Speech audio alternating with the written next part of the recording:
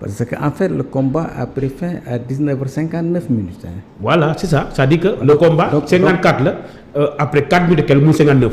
Ouais, bon, c'est ça, ouais. Bon, d'accord, si tu veux, c'est-à-dire que moi j'ai pris du moment où on les a appelés. Ah, ouais, d'accord. Le premier appel, quoi. Extra. Bon, maintenant, bref. Oui. Oui. C'était pas facile au début de prendre la décision, mais quand même on l'a prise. Il fallait arrêter les combats, n'est-ce pas, nocturnes. Oui.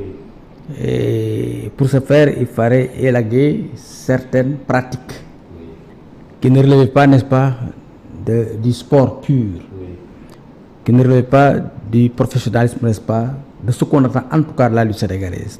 Bon, pour nit ñi gën a dégg hein li ñu bëggoon rek mooy gën a taaral lamb Sénégal te pour ñu def ko il fallait que ñu dindi yenn yi xam nga ñu sport lañ woote wuñ leneen bu ñu gisee ne am na yoo xam ne bokkul ci sport te mu ngi bëgg a gàkkal sport bi ñu ne yooyu nañ ko wàññi hein diminuer ça ba nga xam ne dootuñu gêner ci suñu pratique.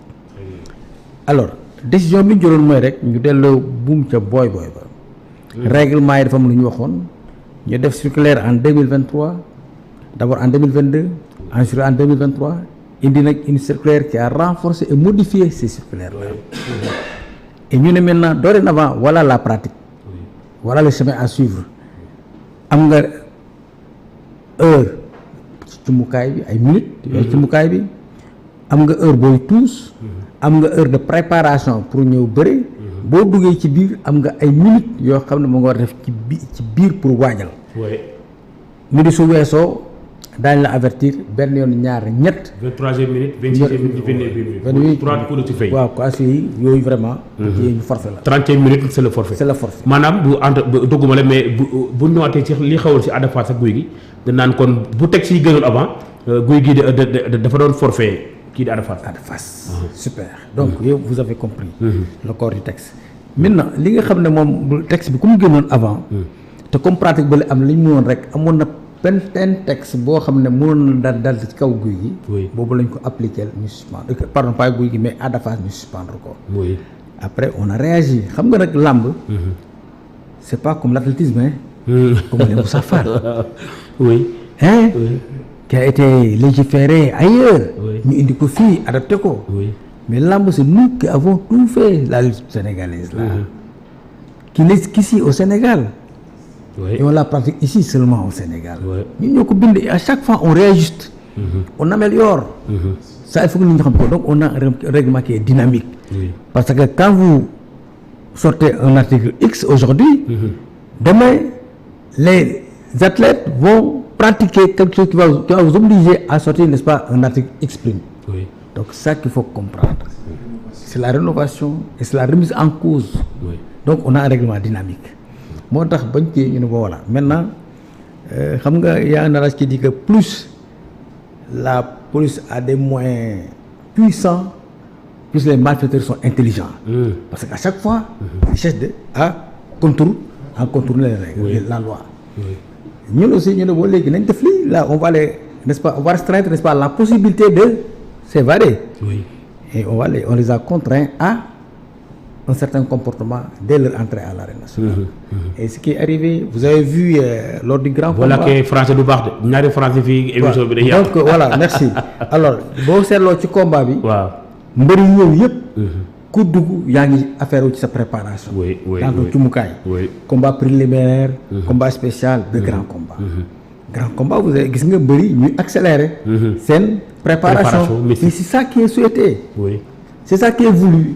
Et c'est ça qui est demandé. Et c'est maintenant c'est devenu obligation.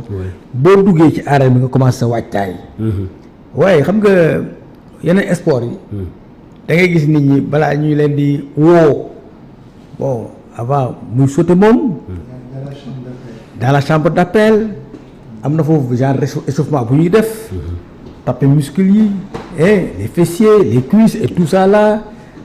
tout yooyu yëpp ça se prépare et ça 30 minutes avant 40 minutes avant ñoo di waajal bu ñu leen bu chambre d'appel ak bu ñu génnee ñu def mais fii par exemple yow boo duggee war nga mën sa entraîneur war na ñëw jege la bon ki lay defal mystique xam nga danañ ci waxaat d'ailleurs parce que le Mystic Man entre guillemets il n'est pas licencié, on ne sait pas qui il est, on peut pas l'identifier.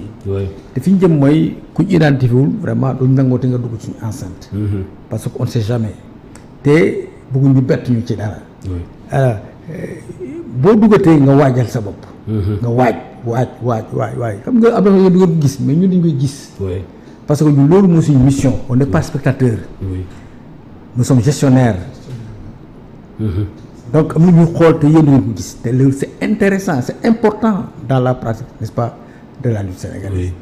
moo tax on a vu un Balla Gaye daw jël ay butéelam. waaw sotteeku ko takk et cetera gaawantu. di harceler sax même son entourage gaawal indi. waaw un Tapha Tine moom mu gaaw harceler son entourage gaawal indi léegi ça rek xam nañ ne maintenant tout est cadré. il y a un timing qu'il faut respecter. et avant également man nuyu leen santaat leen. avant def nañ ay vidéo ak ay audio Balla Gaye ak Tapha Tine. j'ai beaucoup aimé bëgg naa loolu trop neex na ma parce que lu may wane ni ñoom c'est des gentlemen agréés. ñoom ay athlètes lañu ay champion lañu def nañ seen bopp ay royukaay. parce que buñ Balla Gaye bu jëlee mu ne texte bi dama ci ànd texte bi mooy yoon parce que dañu war a teel a bëri. teel a daan teel a ñibbi dem attaaya commentaire suñu journée mais c'est ça. Tapha Tine également dañu war a teel dem ñu teel a bëree. affaire bi teel a jeex ñu ñibbi. n'est-ce pas waxtaan suñu waxtaan commenter suñu combat. mais voilà ce qu'il fallait et c'est ce qu'on attendait d'eux. te kenn woowu leen pour ñu wax ko. ñoom ñoo ko sentir. am na solo effectivement guddee amul njëriñ. effectivement. loolu vraiment foofu moom. texte mais nag foofu tamit alaaji président. c'est vrai que président aussi am na loo xam ne yaa ngi koy wax sa ñi ci suuf. waaw ce texte là. wax naa ko quelque part man le texte il est impersonnel. et qu'il est de portée générale. et la journée du dimanche wane na ko. parce que est-ce que kon. grand combat bu ñëwee grand combat Tapha Tine bu ñëwee. est-ce que on l'a prouvé. le texte est valable. Et ce qui vous a échappé mooy que. dans le texte il est dit que le premier combat est sifflé à 16h45. waaw boobu ma fa fàttali leen 16h15 la woon ñoom promoteur dañoo ñëw ñaan pour ñu yokk ngeen yokkal leen 30 minutes. voilà c'était ça. et puis il a été sifflé à 16h45 pile. pile on a fait le premier combat. très bien mais foofu tamit am na ñu bëri ñu ne président am na ñu ne c'est vrai que portée beeg yooyu baax na mais on ne change pas les règles en cours du jeu lan moo waral CNG bàyyiwul ba saison bi jeex mu soo ko jël dogal boobu loolu tamit am na boo déggee boobu critique. non xam nga li xam nga ils ont enfin je ne dirais pas qu'ils ont mal compris parce que je respecte cela la réflexion des gens. C'est pas la bonne compréhension. On ne change pas les règles du jeu en cours du jeu. Non, c'est pas ça. Ça ne s'applique pas en ce cas-là. On n'a pas changé les règles du jeu. Règles yi mu ngi nekk ci document depuis 1998. Les règlements généraux de 98 mu ngi ci que le premier combat est sifflé à 16h. À 16h.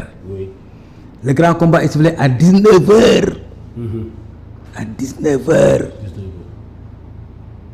Nous on a amélioré pour au moins rapprocher les deux bouts ou bien les deux positions.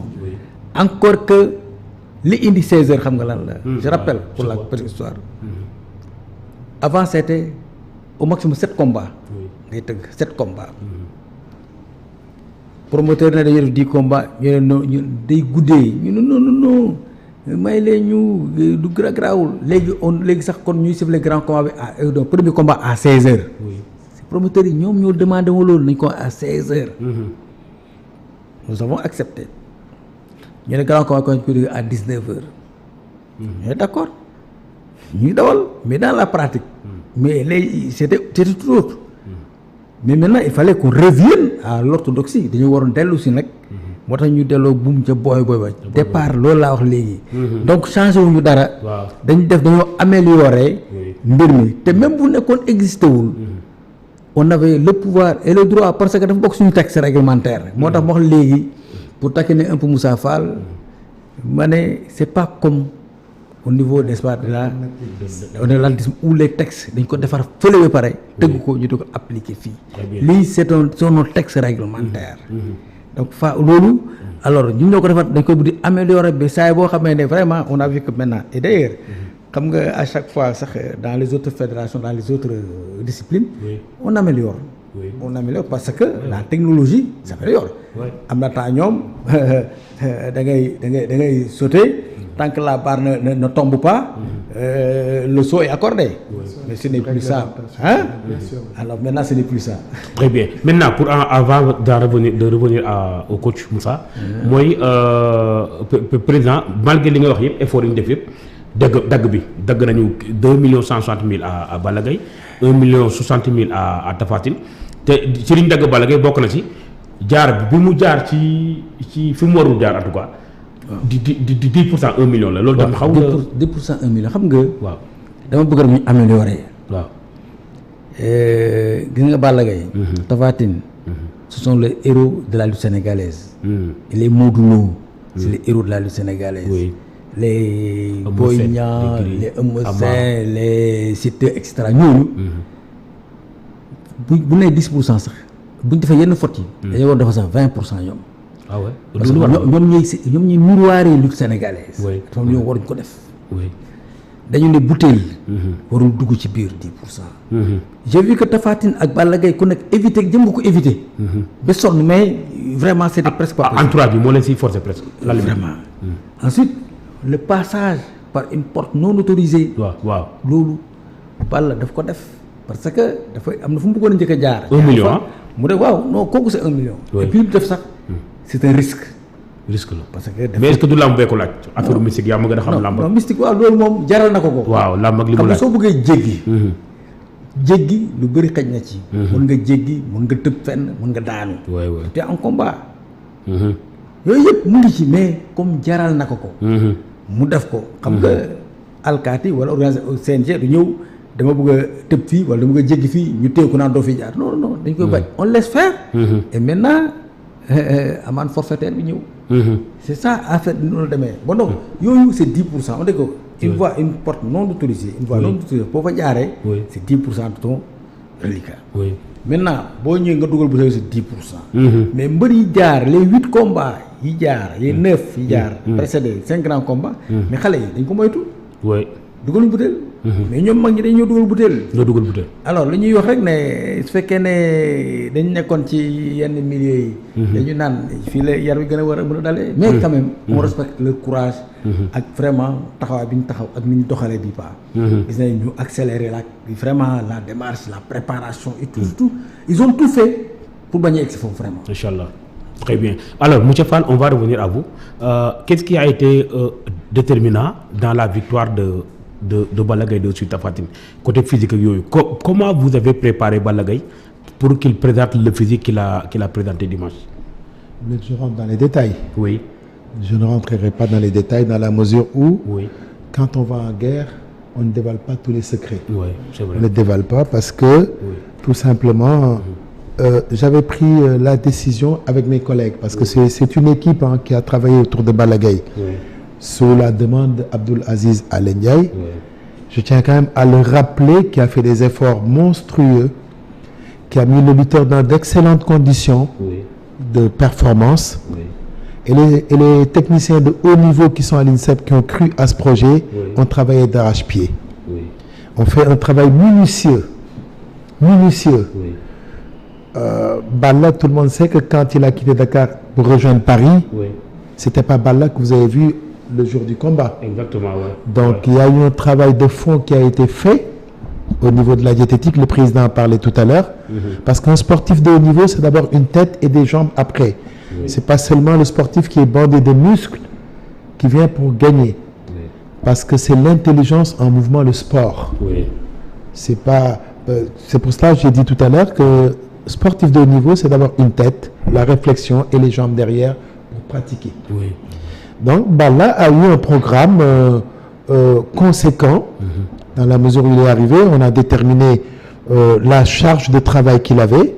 On s'est mis d'accord avec Aziz pour lui présenter le projet en tant que tel, en disant voilà la mission que vous nous confiez.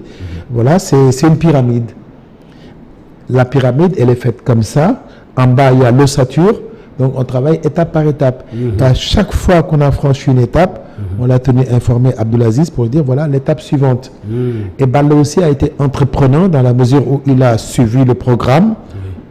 Et il a fait même après un travail personnel, comme il me disait, ça c'est mon travail personnel, je le fais. Donc la motivation était là. Le premier facteur, c'est sa motivation, son envie de vraiment gagner, parce que lui, nous, on n'a jamais douté de la victoire pour se dire que Balla Gaye sera défait par Moustapha Tine, que je respecte. Amdi Moustapha, c'est un grand champion. Je le respecte, c'est un fils du Sénégal. Et bah, c'est un sportif, il fallait un vainqueur et un vaincu. C'est pour cela, lors du, comment s'appelle, de l'entretien différé, lui chez lui et nous ici, je lui avais dit que j'avais beaucoup de respect pour lui, mais l'objectif que nous avons, c'est de monter sur lui le soir du 21 juillet. Nous remercions le bon Dieu qui nous a accordé cette victoire et toutes les personnes qui ont contribué à cette victoire. Mais le travail a été ardu en France. Et ce qui m'a plu dans ce projet, c'est que tout a été respecté à la lettre. Ça fait 5 mois qu'on travaille pour venir désamorcer Amdi Moustapha Tine. Donc on l'a étudié dans les moindres mouvements, on l'a étudié dans sa morphologie.